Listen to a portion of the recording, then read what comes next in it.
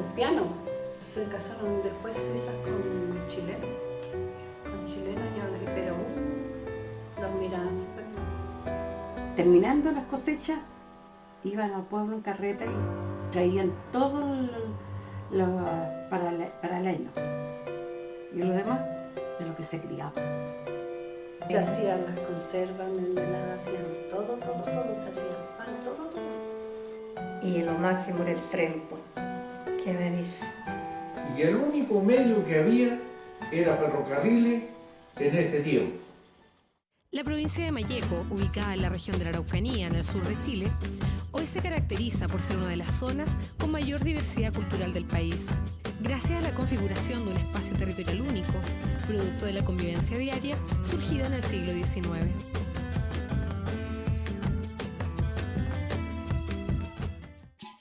Tras la independencia de Chile por varias décadas, la Araucanía seguía siendo un territorio autónomo, dominado por el pueblo mapuche.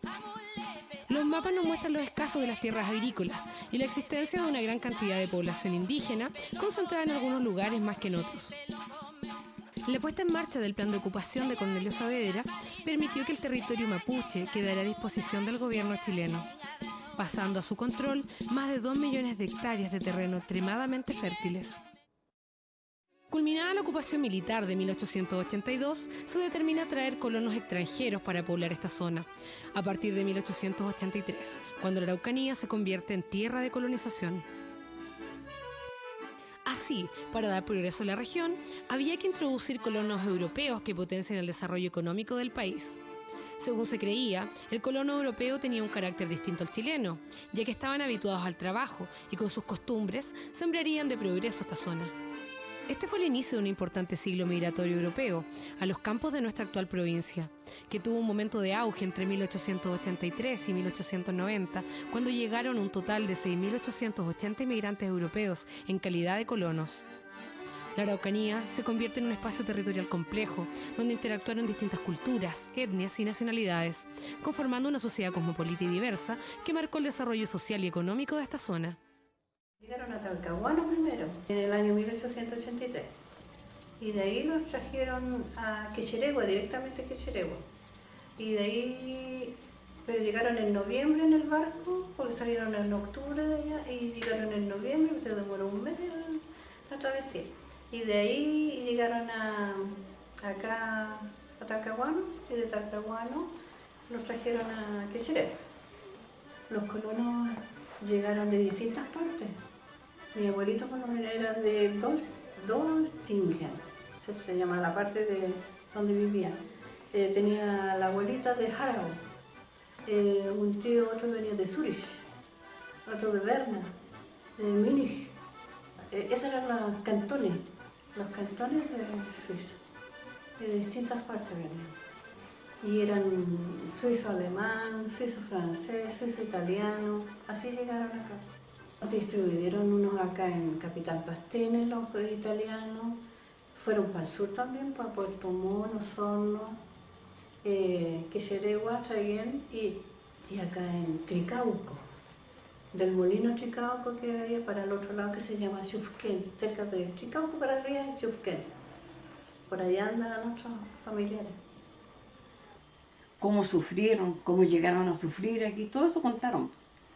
Porque no tenían casa. Les daban una yunta de buey, le daban madera y madera, una yunta de buey, trigo, semilla para que planten. Claro, y parece que dinero también les daban, que después tenían que devolverlo como a los 3 años. Iban todos los años a ver si progresaban o no. Y si no, se lo quitaban y se lo daban a otro colono. El que no trabajaba como debía de ser, se lo quitaban. Aquí dicen en la cuestión. Muchas veces traían nuevas ideas en la agricultura, nuevo tipo de maquinaria. Por ejemplo, llegaron aquí muchos alemanes que traían la máquina para hacer mantequilla, para batirla. No había. Y me atrevería a decir que la mantequilla todavía no la conocían. Hacían también la mantequilla y sacan primero, descremaban, porque salía la leche de las vacas, entonces se descremaba, donde salía la leche sola y apartaban la crema. Y después mi mamá, me acuerdo que en una fuente así, ponían la crema y amasaba eso y hacían la mantequilla. Y iban poniendo así de kilito, un cuarto, qué sé yo, porque después llegaban a Traiguena a vender eso. En papel mantequilla lo ponían y le iban poniendo encima un cuarto, medio kilo. Un aporte desde el punto de vista culinario.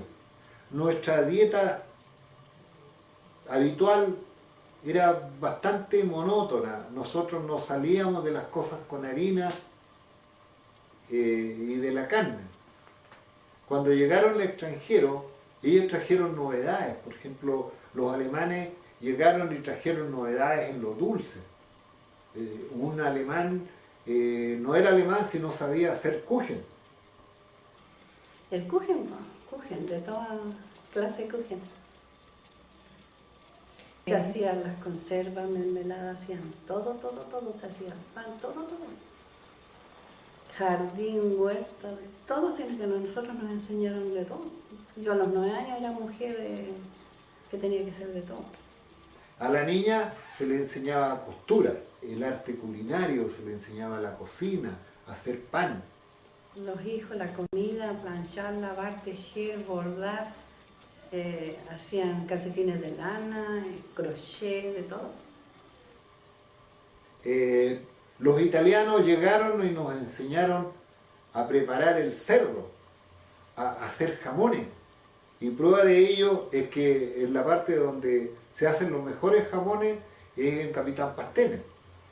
Y por supuesto que liderado por italianos. El español, no había español que no llegara acá y no tuviera alguna panadería. Los vascos que llegaron, muchos eran muy buenos para hacer el vino. Prueba de ello es que después tuvieron grandes viñas aquí en Chile. Los franceses igual. Los franceses nos trajeron un poco de glamour. Nosotros no éramos muy dados al glamour y los franceses lo introdujeron. La moda chilena, por ejemplo en 1875, era toda basada en la moda francesa. Los caballeros con levita, sus trajes clamorosos, los guantes, todo eso era francés. Muchos alemanes implantaron su disciplina para el trabajo. Instalaba horarios, ponía planes para desarrollar desde aquellos tiempos. Sabía que en el día usted tiene que terminar esto porque esto no demora más allá de 10 horas, 8 horas de trabajo. Los españoles mejoraron un poco los bailes, los hicieron más alegres. El español de por sí es mucho más alegre. De esta manera, el paisaje de la Araucanía se transforma. Las tierras son sembradas de trigo, el que con fuerzas abrió paso en los mercados extranjeros, propiciando la aparición de espacios que acogieron esta vasta producción. Naciendo molinos y bodegas, las que día a día se fueron llenando de aquel dorado grano que impulsó el progreso de esta zona, la que llegó a ser conocida como el granero de Chile. Este mismo proceso posteriormente se trasladó a las ciudades, las que fueron creciendo por la constante migración.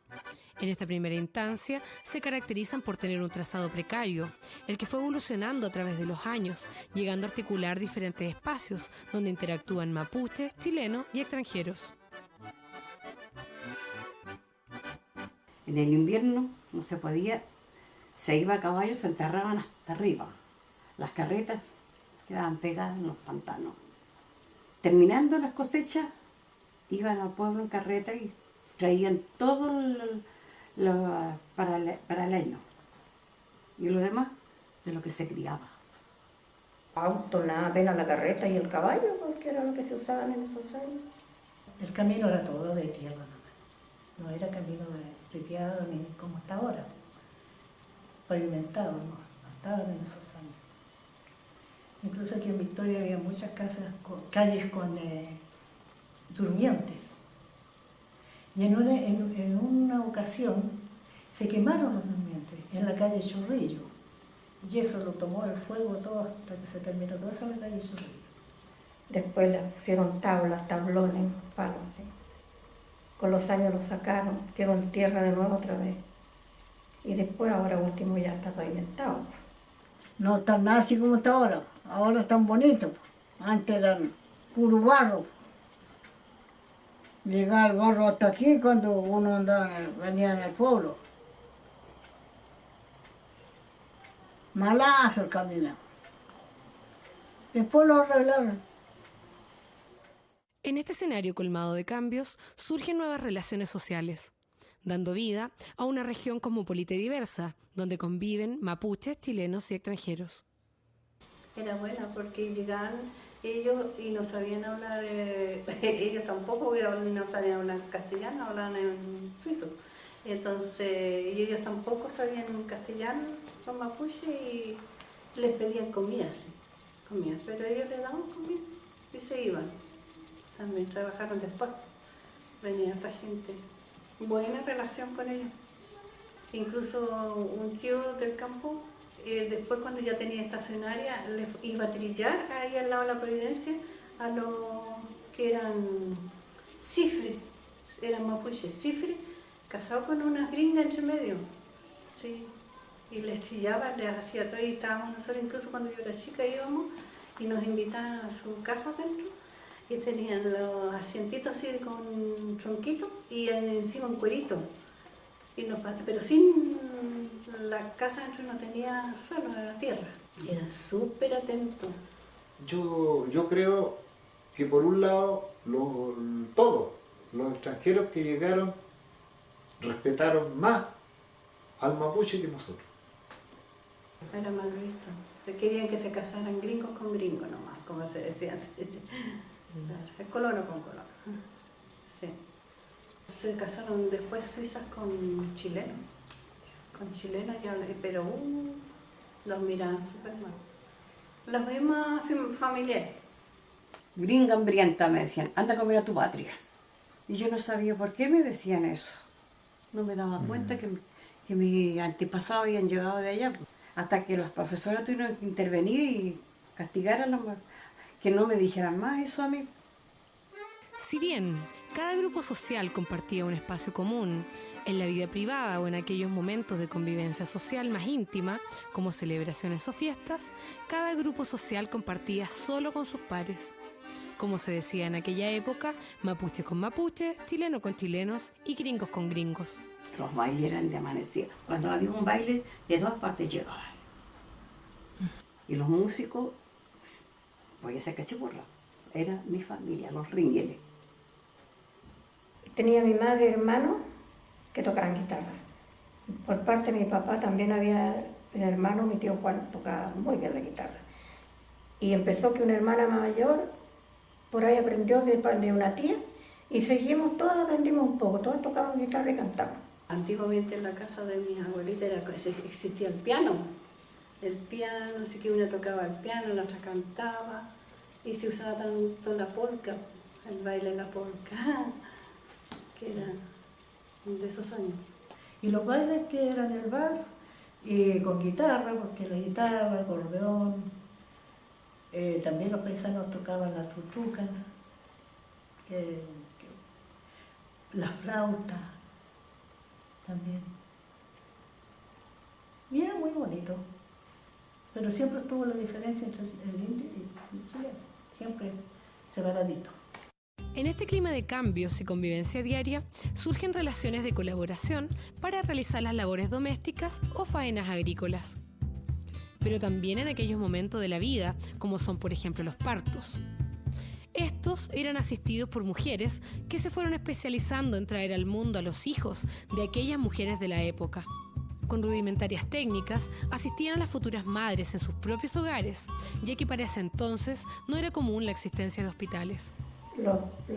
Cuando tenía que tener su guaguito, los partos en la casa nomás. Todas las señoras parteras siempre fueron del campo. Algunas machis que habían también, eran muy buenas esas señoras en esos años.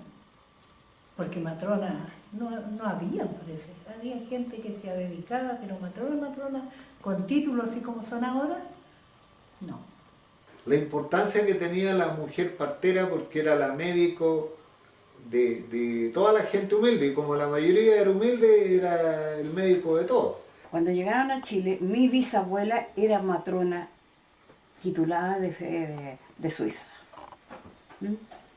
Y ella atendía a todos los colonos y también iba a atender a los cuatreros en las guaridas que tenían.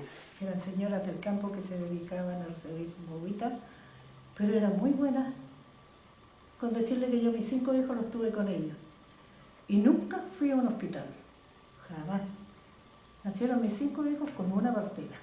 Yo cuando nació mi último hermano, que yo parece que lo estoy viendo todo, yo los echaron para afuera, para el patio, los más chiquitos, después que la mamá estaba enferma. Había que aguantar el dolor nomás, aguantar, hasta cuando ya la guagua iba a nacer. Pero la partera tenía una iniciativa, como hacer, ya uno se enfermaba, ella le sobaba la guatita con pañitos calientes de aceite en ese tiempo, para que uno se mejorara más rápido. Ya unas sábanas blancas, y ahí la atendían a uno y ella esperaba hasta cuando ya uno no daba más y nacía la guagua, porque ahí no había ni inyecciones, no había nada como para que quitar el dolor, había que aguantarlo. Y mucha gente se moría porque ¿quién los iba a operar en esos años? Al otro día yo me levantaba como si no hubiese pasado nada. La mujer partera acudía y generalmente la gente no le pagaba en dinero, porque no había dinero circulante, era muy escaso. Los que andaban a veces con unas pocas chauchas eran los soldados.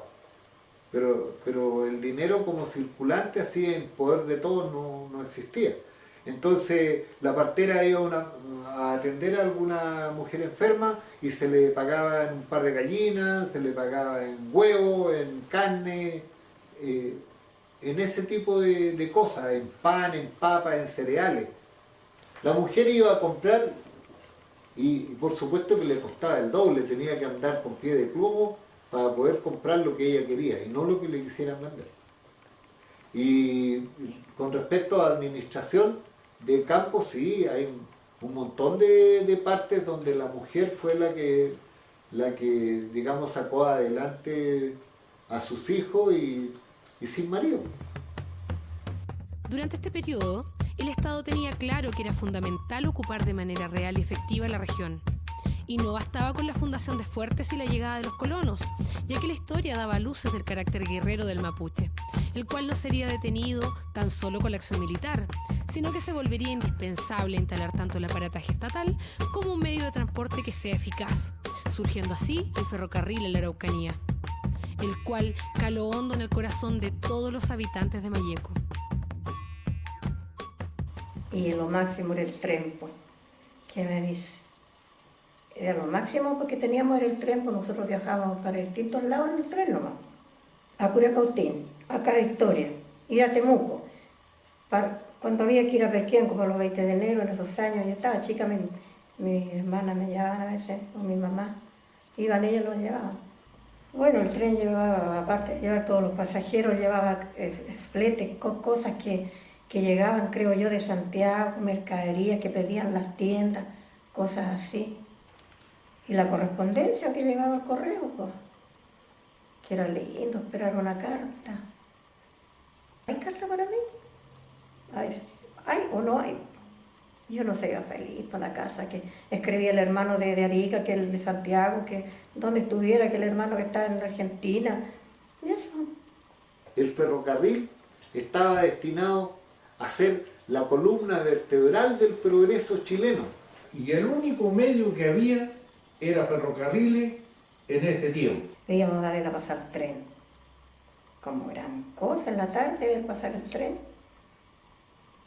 El ver pasar el tren era tan hermoso como ir a mirar los barcos en el mar. La gente del tren saludaba cuando lo veía uno parado, ahí con la boca abierta mirando, la gente hacía señas y uno también hacía señas. Saludaba a gente que no conocía. Era como una costumbre, yo diría, de acá, provocada a lo mejor por el aburrimiento, porque no había muchas cosas para entretenerse. Entonces, como a esa hora de las 3, de las 4 de la tarde, llegaba un tren. Y uno se arreglaba y se acomodaba lo mejor que podía y se iba a pasear ahí a esperar la pasada del tren, pero era con otro fin, era para buscar novio. Cuando estaba anunciado el tren se juntaba toda la gente en la estación, entonces le daban, aunque no tomaran el tren, pero estaban dándole la pasada al tren. O sea que la gente era como una recreación el ir a darle la pasada al tren. Y ahí éramos por lo general, chicas, nosotros lo sentíamos harto importante, interesante, porque a la pasada del tren todo, lo primero que miraba llegaba al tren, qué personalidad, qué gente, y éramos conocidos a través de todas partes qué personal iba. Y éramos identificados porque cada uno andaba en su máquina a cargo.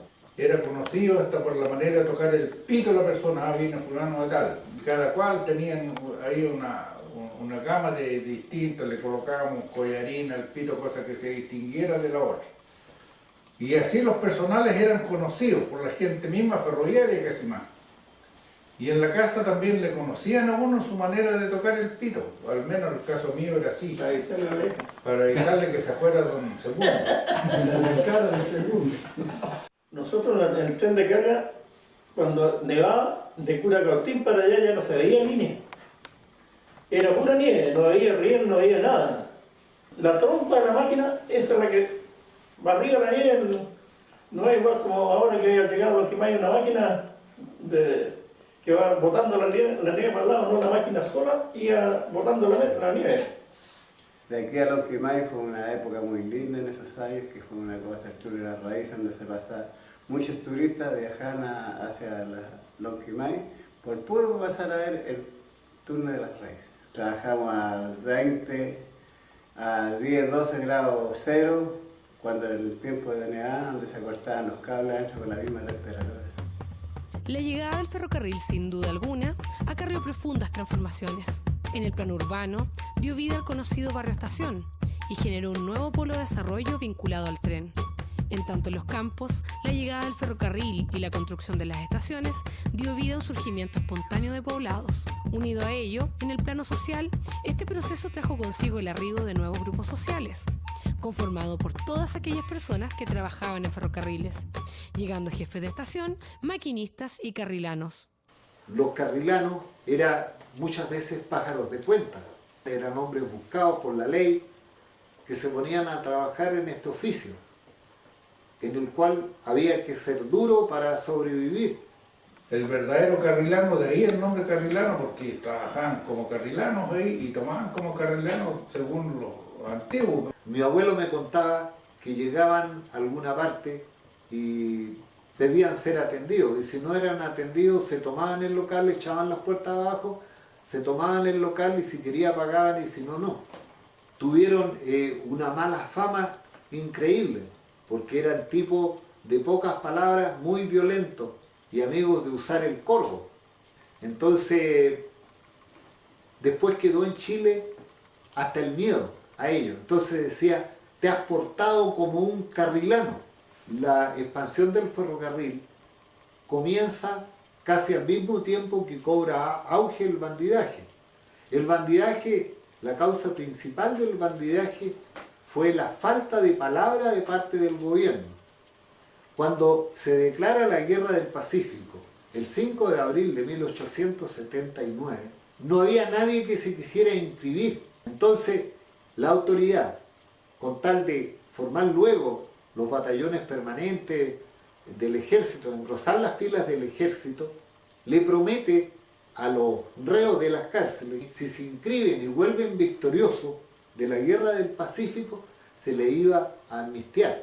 Pues bien, cuando llegan las últimas tropas en 1884, los reos cobran su palabra y le dicen no, ahora a cumplir sus penas. Entonces, los soldados, por supuesto, que arrancan al interior del territorio a formar bandas. En ese tiempo habían hartos cuatreros, muchos. Hubo muchos cuatreros. Cuando iban a dejar las cereales a Angol, tenían que formar un convoy, porque el que iba solo no volvía, lo mataban. Tipos que tenían conocimientos de logística, de lucha cuerpo a cuerpo. Era casi imposible para la policía con los medios que tenían, de hacerle frente. Al sosegarse un poco el movimiento de bandidos acá, el agricultor empieza a crecer con más ganas. Se crean más molinos. Fue la fecha en que hubo más interés por tener molinos en la zona. Y ya no tan solo el molino Bunster, sino que vienen varios otros molinos más. En negocios había carnicerías y ahora no hay. Había un molino también, como un par de kilómetros de aquí, del señor Vilma. La gente llegaba con el trigo a moler allá. Nosotros veníamos casi siempre a Victoria para comprar algunas cosas. De repente había aquí en algunas casas, la casa Sprint, que vendían ropas hechas, abrigos, chaquetones. Cuando uno